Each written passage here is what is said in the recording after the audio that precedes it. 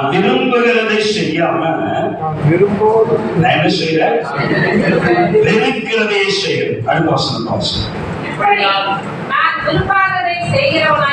இப்படி நான் விரும்பாததை செய்கிறவனாய் இருக்க நியாய பிரமாணம் நல்லதென்று ஒத்துக்கொள்ளுகிறேன்.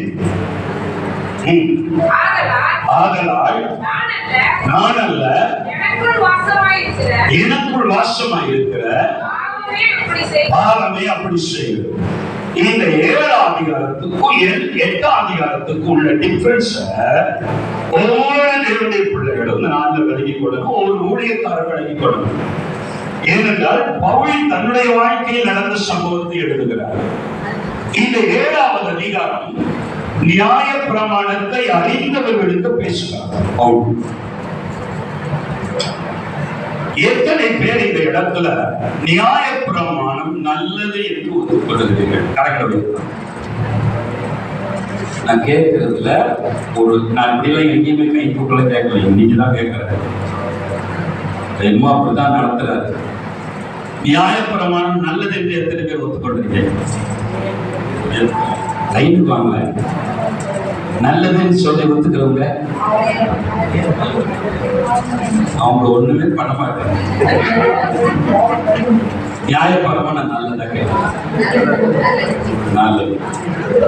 நியாயப்பிரமாண நல்லது. எதுக்கு கிருபை பிரமாணம்?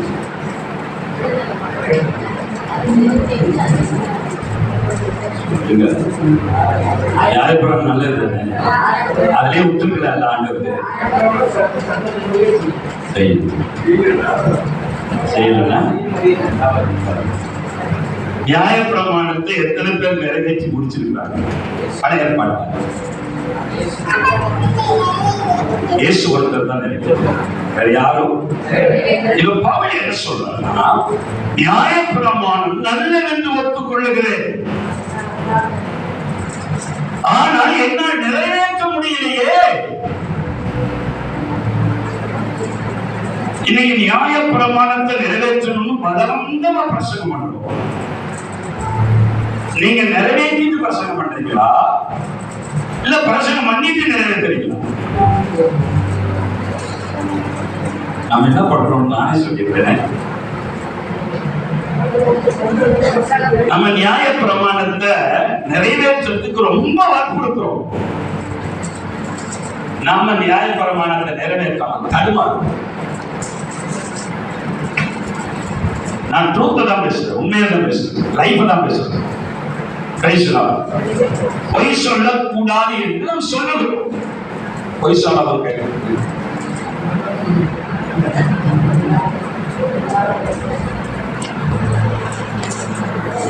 இந்த வருஷம் ஜனவரியில இருந்து இதுவரைக்கும் ஒரு பொய் கூட சொல்லிங்க. ஏங்க ஏன் ஏன் நல்லது ஒத்துக்கிட்டேன், ஆனா என்னால என்ன செய்ய முடியல? சொல்லுங்க, எல்லாரும் என்ன செய்ய முடியல? பவுல் என்ன சொல்றாரு? நான் இவைகளை நல்லது என்று ஒத்துக்கொள்ளுகிறேன். நமக்கு எல்லாருக்குமே தெரியும், சண்டை போடக்கூடாது. இதுக்கு ஒரு பிரசங்கம் தேவையா? கிடையாது. நமக்கு தெரியும், நம்முடைய மனசாட்சியில் அது எல்லாமே இருக்கு, எல்லாம் ஸ்கோர் ஆயிருக்கு, தெரியும். ஆனால் என்ன பண்றோம்? எல்லாரையும் மன்னிச்சுட்டு யார் மேலே கசப்பு இல்லை சொல்ல முடியும்? முடியல. அவங்களுக்கு விடுதலை, அவங்களுக்கு விடுதலை தேவை. கவனிக்க பவுல் என்ன சொல்றாங்க? வாசிப்போமா? 15. எப்படியெனில் நான் செய்கிறது எனக்கே சம்மதம் இல்லை, நான் விரும்புகிறதை செய்யாமல், அப்போ நான் அல்ல, அப்ப எனக்குள் ஏதோ ஒரு சக்தி மறைந்து இருக்கிறது. நான் பைபிள் இருந்து இருக்கிறேன், உனக்கு விசாரிச்சு பிடிச்சிருக்கு, அது பிடிச்சிருக்கு, நான் சொல்றது ஏதோ ஒன்று எனக்குள் மறைந்து இருக்கிறது. இது 7ஆவது அதிகாரத்துல பேசுறாங்க. 8வது அதிகாரத்துல என்ன பேசுறாருன்னா, கிருபை 7வது அதிகாரத்துல நியாயப்பிரமாணத்தை பத்தி பேசுறாரு, 8வது அதிகாரத்துல கிருபையின் பிரமாணத்தை பத்தி பேசுறாரு. இது ரெண்டையும் நம்ம விளங்கிக் கொள்ளதான் நாம 100% 100 விழுக்காடு விடுதலையோடு ஒரு ஊழியத்தை செய்ய முடியும். 100 விழுக்காடு தேவ சித்தத்தை நிறைவேற்ற முடியும். பயம் இல்லாமல் வாழ முடியும். சாத்தானை புரட்டி புரட்டி போட்டி எடுக்க முடியும். எதை விலகிக் கொள்ளணும்? நியாய பிரமாணத்தையும் கிருபையின் பிரமாணத்தையும் ரெண்டிலையும் நீங்க பூர்ணப்படணும். பவுல், நான் அல்ல, எனக்குள் எனக்கு வாசமா இருக்கிற பாவமே அப்படி செய்கிறது.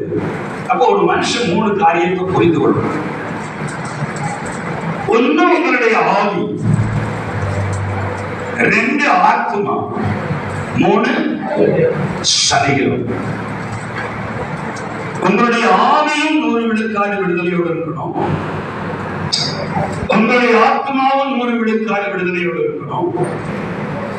உங்களுடைய சரீரமும் பெற்றதில்லை. பையன் பாட்டு நேரம் பாட்டு, இன்னைக்கு பாட்டு பாடி பாடி பாடி 1 மணி நேரம் பாடி எதுக்கு தெரியுமா நம்ம எடுத்துருக்கோம்? உங்களை ஆவிக்குள்ள கொண்டு வரதுக்கு நமக்கு 1 மணி நேரம் தேவை. ஏன் அதை நம்ம செய்யறோம்னா அவ்வளவு கட்டப்பட்டிருக்கோம். ஏன் ஊழியக்காரங்க ஆவிக்குள்ள வர்றதுக்கு few seconds தான். நீங்க விடுதலையோடு இருந்தீங்கன்னா நீங்க பஸ்லயும் நிரம்ப முடியும், நீங்க ஜெபிச்சும் நிரம்பலாம், ஜெபிக்காமே நிரம்பலாம், தூங்கும் போது நிரம்பலாம். நான் ஒரு நாள் உபவாசம் போடுறேன், நைட்ல தூங்கிட்டு இருக்கும்போது ஒரு சகோதரி, என்னுடைய ரிலேட்டிவ் ஒரு சகோதரி என்ன பண்றாங்கன்னா, தன் தூங்கிட்டு இருக்கும்போது அந்த வழியாக நடந்தேன். நைட்டு 12 மணி நல்லா தூங்கு. என் உடம்புல இருந்து ஒரு வளம் போயிட்டு 12 மணிக்கு அவங்க விஷயம். நான் என்ன ஜவ் பண்றேன்னா, என்ன ஆறாதுன்னா இல்லையே. ஆனா உங்களை அபிஷேகத்துக்கு நடத்துறதுக்கு நாங்க படாத காண்போம். என்ன கேவலம் இல்லை.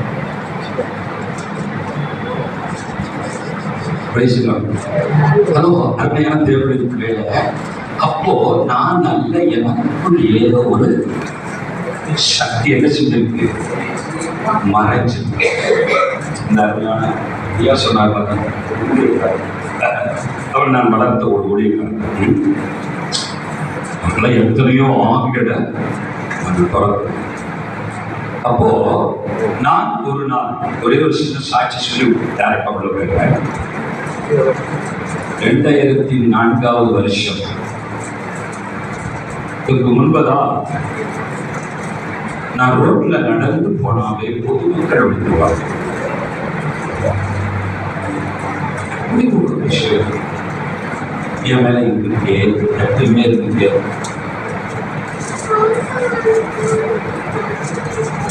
அப்போ ஒரு நாள் ஆண்டவர் சொன்னாரு, 21 நாள் நீ உபவாசிக்க வேண்டும்.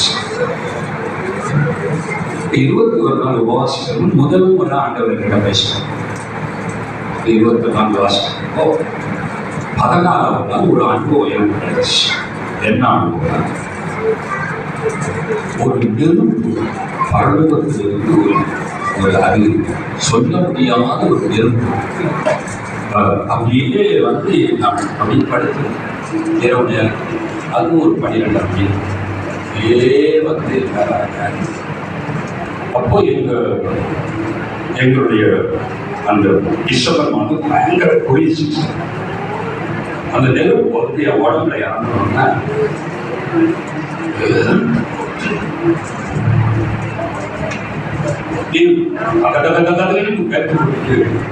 என் உடம்புல இருந்து ஒரு அசுத்தாரி எழுதி ஏன் உருவத்துல முன்னாடி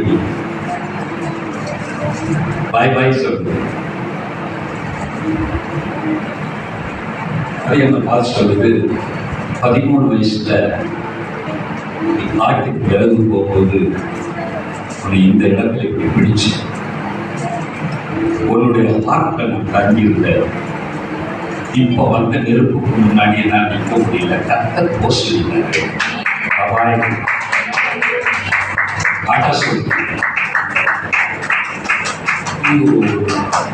உண்மையே புரியல. அது அந்த அனுபவம் என்னன்னா பவுலுக்கு கிடைச்ச அதே அனுபவம் நானும் புரியல, ஊடகத்துல இருக்கு நானும் புரியல. ஒரு 3 hours அது உன்னத அனுபவத்துக்குள்ள காவியான அன்னைய நாளில் இருந்து என் ஊழியம் வேற மாதிரி ஆயிடுச்சு. ஒன்னு அனாயிண்டிங், இன்னொரு டெலிவரன்ஸ். ஒன்னு அனாயிண்டிங், இன்னொரு டெலிவரன்ஸ். இது ரெண்டையும் ஆண்டவர் ஊழியம். அதுக்கு முன்னாடி அபிஷேகம் மட்டும்தான் எனக்கு தெரியும். ஆனா அதுக்கு பின்னாடி ஆமென் ஸ்தோத்திரம் அல்லேலூயா, நாம் விடுதலை அடைய வேண்டும் என்பதையும் ஆண்டவர் எனக்கு இருக்கார். அல்லேலூயா. அதற்கு பிறகுதான் ஊழியர்களை விடுதலை செய்ய வேண்டும் என்கிற பாரத்தையும் ஆண்டவர் எனக்கு இருக்கார். ஆமென் அல்லேலூயா. அப்போ அந்த கவனிங்க, இப்ப பாருங்க, ஆரம்ப காலகட்டங்களில நம்ம நிறைய ஊழியத்தை செஞ்சிருக்கோம். பசியோடு ஊழியம் பண்ணிருப்போம், பெரிய ஆத்ம தாகத்தோடு ஊழியம் பண்ணிருப்போம்.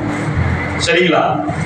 40 நாள், 21 நாள், 7 நாட்கள் கணக்கில்லாம நம்ம உபவாசம் எடுத்து நல்ல ஊழியர்களை செய்திருப்போம்.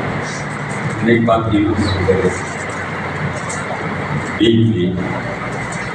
வெளியில இல்லாதவர்களுக்கு இருக்கிற எல்லா பிரச்சனையும் சபை கொண்டு, மற்றவர்கள் சந்திக்காத எல்லா பிரச்சனைகளும் அபிஷேகம் பண்ணப்பட்டவர்களுக்குள் இருக்கிறது. இல்லை என்று சொன்னால் நான் நம்ப மாட்டேன். ஆமென் சொல்லுவாங்க. அல்லேலூயா. இதற்கு காரணமும் நிறைய இருக்கு, அதெல்லாம் பேச எனக்கு டைம். Praise lord. ஏனென்றால் பிரைஸ் லார்ட், நமக்கு ஒரு எதிராளி இருக்கிறார். Praise lord. அவன் நம்முடைய அபிஷேகத்தை விட எல்லாரும் பெரிய ஆள் கிடையாது. Praise lord. அல்லேலூயா. எல்லாரும் பெரிய ஆள் கிடையாது. ஆனா நம்முடைய உயிரை விரும்பாதவன், நம்முடைய அபிஷேகம் வெளிப்படுகிறதை, நமக்குள் இருக்கிற வரங்கள் வெளிப்படுகிறதை, நமக்குள் இருக்கிற வல்லமை வெளிப்படுகிறதை, நமக்குள் இருக்கிற அதிகாரத்தை வெளிப்படுத்துகிறதை அவன் எவ்வளவுக்கு எவ்வளவு தடை செய்ய முடியுமோ அவ்வளவுக்கு அவ்வளவு ரகசியமாய் சரீர ரீதியாய் அவன் தடை செய்து விட்டதுனால நம்மளால் ஆதியில் எழுப்பினது போல இந்த நாளிலே நாம் எழுப்ப முடியவில்லை. ஆனால் ஒரு தீர்க்கதரிசனம் சொல்லுகிறேன், உங்களுடைய எல்லாருக்குள்ளேயும் ஆதியில் எழும்பினதை விட பன்மடங்கு எழும்ப வேண்டும் என்கிற ஆசை மட்டும் உங்களை விட்டு இன்னும் மாறவில்லை. அல்லேலூயா. அப்ப இடைப்பட்ட காலத்துல ஆண்டவருக்கு பிரியம் இல்லாததை நாம் நிறைய செய்ய வச்சுட்டோம். நம்ம செஞ்சது உண்மைதான். ஆண்டவருக்கு பிரியம் இல்லாததை யோசிக்க வச்சு, பிரியம் இல்லாததை சிந்திக்க வச்சு நம்மளை பலவிதமான அடிமைகளத்துக்குள்ள விசுவாசி கொண்டு வந்து.